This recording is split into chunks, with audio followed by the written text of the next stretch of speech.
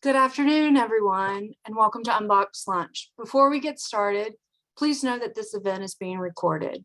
I'm Jenny Williams, Associate Director for the Archives of American Art at the Smithsonian Institution. I hope you had a wonderful summer. We're thrilled that you're joining us for lunch, which I'm enjoying here at our headquarters in Washington, D.C. The Archives of American Art's head of collecting, Josh T Franco, will soon join us and will feature the newly acquired papers of artist Manuel Bromberg. A few housekeeping items before we get started. At any time during the webinar, you can submit your questions into the Q&A at the bottom of the control panel on your screen. Closed captioning is available. You can access captions by clicking the CC button on the right side of the control panel. Now, I'd like to welcome and introduce my colleague, Josh. Hey, Josh. Hello. Hi, Jenny. Hi, everyone. Good to see everybody. I hope you're having a good Friday. I'm down the hall from Jenny in our office, our DC headquarters as well. Yeah, these always go really fast, so I'm going to jump in. Manuel or Manny Bromberg it was an incredible artist. He passed away just a few months ago, earlier this year. So that makes this a little extra special as well. I met Manny at his home in Woodstock, New York, a few years ago. He was 101 at the time. He was 104 when he passed away. And it's kind of one of the special privileges of this job that sometimes you get to meet somebody for the first time in their second century of living. And I really cherish the conversations I got to have with him. And I also have to acknowledge his daughter, Tina, who may be on this call, but if they see you here, Tina, you're welcome to jump in the chat, or hello if you watch the recording later. Tina did a wonderful job coordinating this donation and organizing papers and consulting with us in the process. As some of you know, if you know the archives and have attended Unboxed before, it's usually a lengthy process to make these donations, to decide what comes to the archives. So I'm just going to, I started opening some boxes, some of the really well organized documents by Tina, just to give you a sense of Manny. There he is at age 17. This is a newspaper clipping announcing his receiving an award, a scholarship to attend Pratt School of Art in New York. He declined and decided to stay in Cleveland to go to school there for the next 4 years, also on scholarship. But yeah, that's him at his easel painting with what looks like a beautiful silk tie on. This binder here has many photographs and documents. Here's a 1939 letter from the Federal Works Agency. Pull this out very carefully.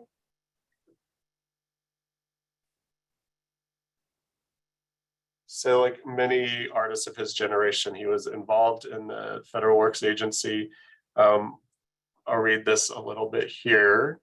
Dear Mr. Bromberg, it gives me great pleasure to inform you that the jury, composed of Messrs. Murray Stern, Aline Allendows, Edgar Miller, and Henry Varnum Poor, selected your design for the Graybull, Wyoming Post Office in the 48 state mural competition. And that's the first hint at one of the sort of three categories that I kind of, just for my own thinking, and I think it's useful, break Manny's career down into. It's his first kind of phase as a painter, which developed into muralism. So you saw in that press clipping, he was early trained in easel painting, but he really became a muralist afterwards through the Federal Works Agency, of which we have so much material. So this is a really good context in our collection for these papers. And public sites all over the place. So those are murals. Here's a great example in a photograph, very WPA style, always in public locations. There's Manny at work on a mural there. And this one's very wonderfully annotated on the back. This is that Graybull, Wyoming Post Office mural. And he says he's with Boardman Robinson from Colorado Springs, Colorado. I guess that's this figure here. But you see that kind of, in the vein of sort of Thomas Hart Benton and other early mid-20th century kind of social realist muralism happening. Then, the greatest disruption of the 20th century, perhaps in the middle of it, World War II certainly affected Manny as it did everyone else. So the second phase of his career is really his assignation as an official war artist. So he was officially a war artist assigned by the Army to sketch and photograph the European theater of the war. He was sent to Omaha Beach after D-Day, about 6 days after. And there's documentation and notes, and there are photographs of the bodies he encountered there. He was assigned to really document visually that incredible moment in our global history. So I'm just going to get lost in these Federal Works Agency letters if I don't close this binder up. But we'll get into some other documents here. So you said that his life was sort of broken up in 4 categories. What area are you moving on to now? So 3 categories: the painting, the murals, then the Army stage, which I'm going to show some documents related to now, and then we'll move to the third, which are his amazing kind of cliffside sculptures. So there's all the kind of documentation in the Army. There's this. And one of these, I want to show you 2 sets of sketches. One from the war years. So these are a set of sketches from 1943. The label on the envelope is "This is the Army," quotes. And I'm still a little, not confused, but just don't have all the details down. So I believe these sketches, I know there's a document explaining this that Tina left, which is great. These sketches document the actors in a play in London that was meant to demonstrate life in the Army for an audience in London. So here, this is one of the great ones. So here's a soldier, and the actors were themselves soldiers, I believe. So here's a soldier getting dressed up as a female character, getting in costume at the makeup desk. Here's a great, yeah. We love a label, so good. I'll read this label. Making up. Backstage in London at This is the Army, this soldier is making up as one of the feminine beauties who aroused the admiration of the audience. November 1943. Wow. And it does have this War Department Art Committee stamp on it. So these must have been some kind of official documentation, clearly returned to Manny. There's his signature at the bottom. But it's funny, and this kind of like, Manny's very funny, and there's some really good humor that kind of emerges in things, even, in kind of dark context sometimes. Another good one. So these are just really beautiful pencil sketches on paper. Absolutely. Just as a technical point, most of these are loose, but this one's on like a backing. So you see it's on this kind of board backing. This is something it seems very stable to me, but something we may look into removing just because adhesive can sometimes be very bad for paper. So it's something that might need some conservation down the road. It seems okay for now. And I'll show you one more from this group. So the label is English Soldier Stagehands from This is the Army London. And here's some stagehands watching the scene.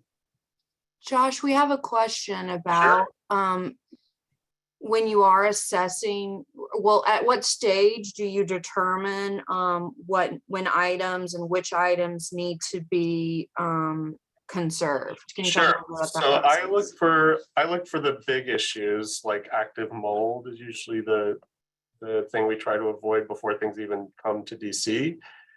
So that's one of the purposes of, for instance, me going to Woodstock, as I did a couple of times in the process of this conversation. Wasn't really concerned here because Tina's been taking such good care of these materials over the years. So any active mold is usually pretty easy to spot. So that's something I look for. That kind of thing about the adhesives, those are things that our processors might alert us to as they go through and process the collections. As always with Unboxed, this is a very new collection, so it hasn't been through processing yet, nor does it have a finding aid, but within a year or two it will.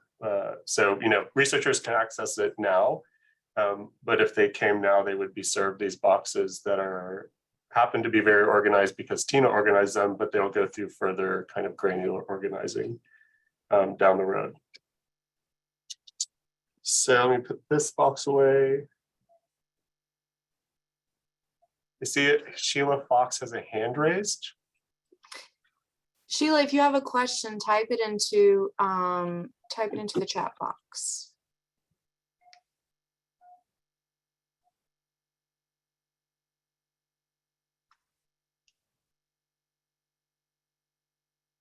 Oh, no, there's one more group of photographs in here because this is a really incredible thing that we're very honored to have.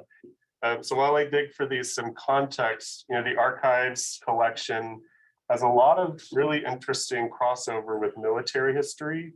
The Monuments Men papers are here for the most part. Their oral histories are here. We have a number of artists who went to art school funded by their GI Bill after serving in the military from World War II, from the Korean War, from many other services. So that's it's a very interesting kind of intersection between military history and art history that if anyone out there is looking for a research topic, I think it's a super interesting one. And we have a lot of material for it. This next group of sketches I want to show. So because Manny was, very known to the Army as a successful artist and documenter, in 1954, when it came time to bring Germany into NATO, you can imagine the sort of tenseness just less than a decade after the war of that moment. That summit meeting happened in Paris in the fall of 1954, I believe, with the occasion being to bring Germany into NATO as a member. And Manny was again commissioned by the Army, by the military, the US military, to go and be the official sketcher of that event.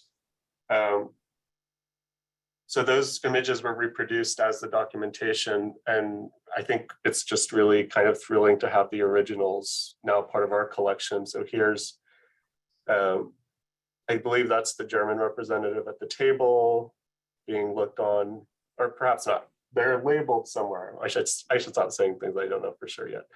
I know he's in here, and there's images of the other representatives from other countries looking on.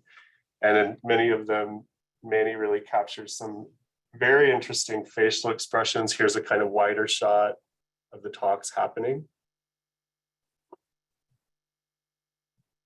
Oh, here's one that's, yeah, so here's the US representative standing and speaking.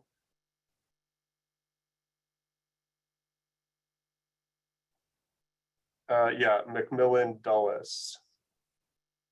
And so Adenauer was the German representative at NATO. This is the one I was looking for too. So Adenauer, Prime Minister of Luxembourg, sorry. This is him. One of these is him. I want to assume the one standing and speaking. And then, oh, and here's a color one. These are really exciting to me. I'm going to stick in this group for a while. It's just very meaningful. Like, I kind of can't believe I'm holding them right now, but there's a very wide shot of the room. And NATO and who's a member are very prescient topics right now. So this just feels like it's kind of special moment to be looking at these. And the last one from this group, and this is again, Manny's kind of humor, but also just artistic vision taking over. Might be my favorite. He titles it Summit Meeting. And you can see it's the large table with all these representatives from the globe around it set on top of an actual mountain summit. So this is obviously not straight documentation, but Manny kind of letting his eye as an artist and his imagination as an artist take over. We have a question about the size of the collection. Oh, and I see Sheila's question too. So I'll size. Okay. And Sheila, that's a good question and something I want to know too. So, kind of one of the pitfalls of my job is I have to work to understand collections enough to bring them into the collection, but then the little sort of granular questions that someone dedicating, a year or 6 months of research to might find out I don't really get to spend time digging into, but that's precisely one of the questions I have and that I want somebody to answer. Photography certainly existed. Are there photographs of this event? I imagine there were. It's the 50s. That was a regular journalistic practice. So what was the relationship of the photographs to the sketches? Why did the Army, also, there's something kind of redundant about hiring a sketcher if photography was also taking place. So yeah, I think that's a fascinating question.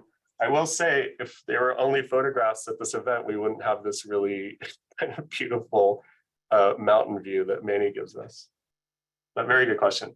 Size of the collection, this is it. It's about 4 linear feet. So this is 1 linear foot, our kind of basic unit of measurement. And then some oversized sketches in this. We have one of these called a Sol.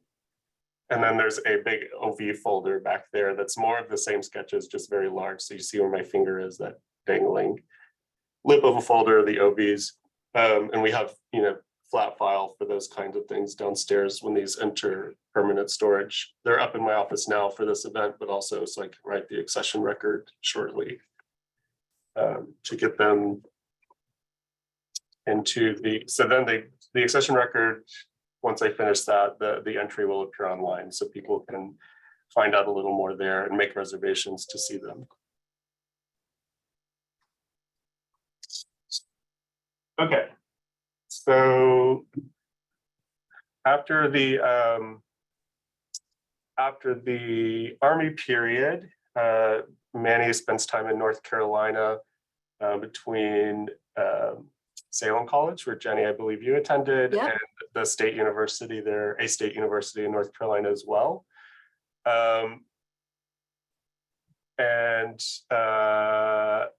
That's where he continues muralism, but also begins working with plaster. And this is like, Manny, besides just contributing to the history of our beautiful imagery, like developed some really interesting technical innovations that kind of change how we understand plaster, for one, and what plaster can do. Manny really stretched it beyond its what we thought it could do before. And you see him, I think there's an article in Leonardo, which is often a very technically oriented arts publication. I know there's an article there about his experiments with large scale plaster murals. Sheila, yeah, so 3D objects, it's a good question. We try to avoid them, but they sneak in every once in a while. I don't think Manny's has any. So the question, just for everyone, was, do any of our collections contain 3D objects? Yeah. So we really are pretty strict about not collecting them. We're just not set up for that. Our infrastructure is very well set up for preservation of paper and digital content. So we try to work out possibilities for those items at other institutions when we can, but typically decline them. We do have one cabinet in storage that holds the odd 3-dimensional object that comes in. So these plaster experiments and these things, this is, yeah, let's see. Oh, here's some good photographs.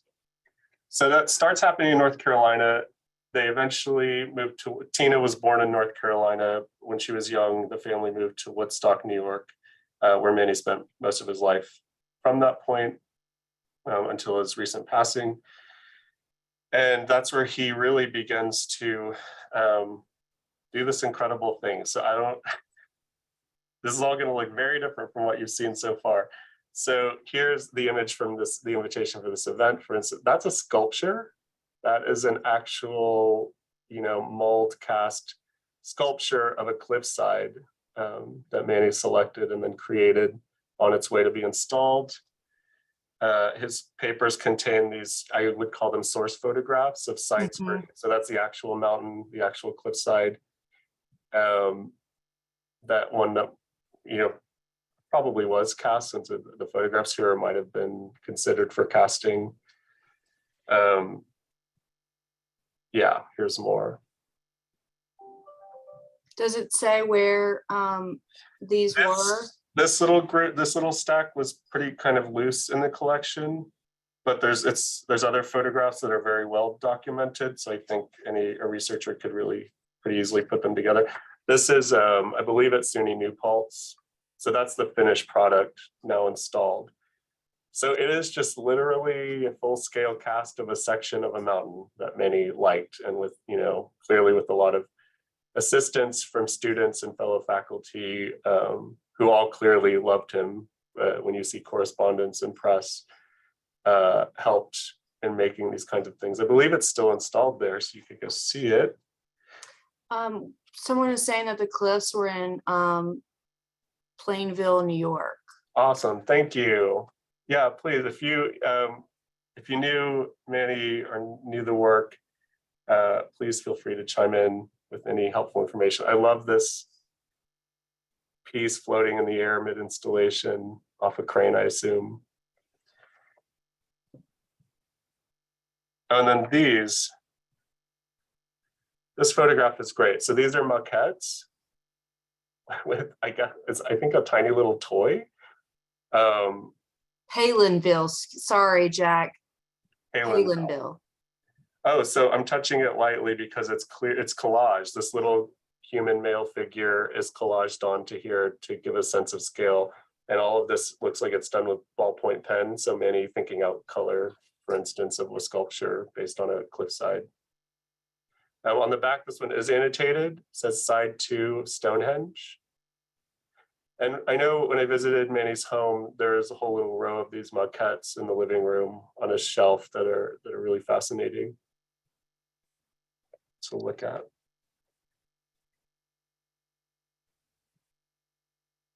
Yeah, here's one of them. So it just, I don't know, this is where, I don't know what to say. It's like, I kind of want to be like independent art historian, Josh, and just stop everything else to write about these sculptures for a year. I've had this desire since I saw them for the first time. Don't have the time to do that, but it would be great. I'll say too, the papers contain a lot of cassette tapes and mini DVs that have interviews with Manny. This one's labeled Fish Fry in the Park, 2001, Ken Hicks. And so these things will all be attended to by our AV archivist eventually. Yeah, Manuel Bromberg lecture.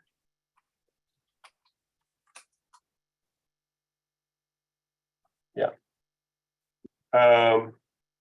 It's just a really well documented collection. Here's a DVD just about this one sculpture, Cliffside.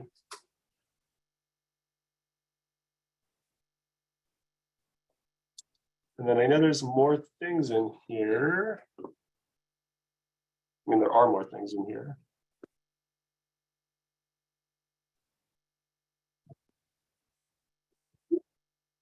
Yeah. So this binder is about Cliffside. It's got press clippings. And then it has what's so valuable for researchers is these process photographs. They're organized, they're in plastic sleeves, they are probably in order. Let's see, thank you, Tina. Yeah, this is a great shot. So you can see how physically demanding the process was. I'm sure you could have imagined from the size, but there is a person inside that, I don't know what that is, machine part, face down, working on the sculpture. And this looks like actually casting the actual piece of rock before the sculpture gets made here. Oh, and this is a good example of the plaster innovations that were happening. I mean, it's just incredible because these aren't scale miniatures or anything like that. It's just the exact scale of the existing real rock selected and turned into sculpture, which blows my mind. So yeah, Jack, thank you. That's the one that's at SUNY New Paltz. It was a cherry picker. Yeah. So then we move from the real cliffside, from the plaster, casting process we saw to now the freestanding sculpture being worked on further. And this, the back of this says pulling rubber from cast. Oop. So that's what's happening here. So for something that looks incredibly natural, if out of place, there's like just so many technical steps and demands that clearly go into it. Oh, and here's a good example of how many people were involved. I don't know if anyone in these pictures is on the chat. It would be great to know. And also you can visit one of a freestanding one, so not on a building, just standing in the landscape at Storm King Art Center, that I believe was acquired and installed there around 1977, somewhere in the 1970s. And at that point, so when Manny moved into this really kind of still radical and innovative form of sculpture, it got the attention of OK Harris Gallery, who represented him, and I believe oversaw the acquisition at Storm King. OK Harris, as many of you may know, very cutting edge contemporary art gallery dealer at the time, who shows up in many of our collections. So again, just stronger connections to the context here. Here, I think you get a sense of the weight of the sculptures. I would like to know how much each of these weighs. I think that'd be interesting.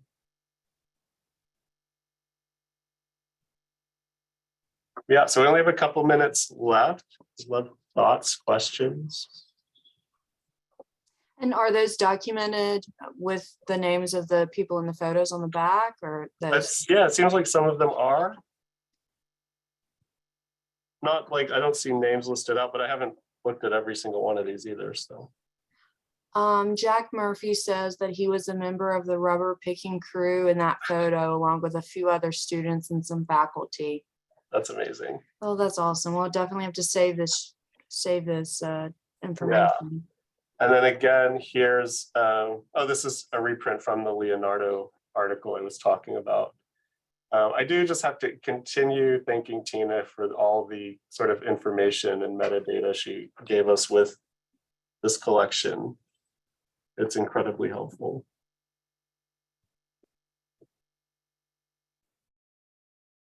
So we have time for maybe one or two more questions if anyone would like to ask.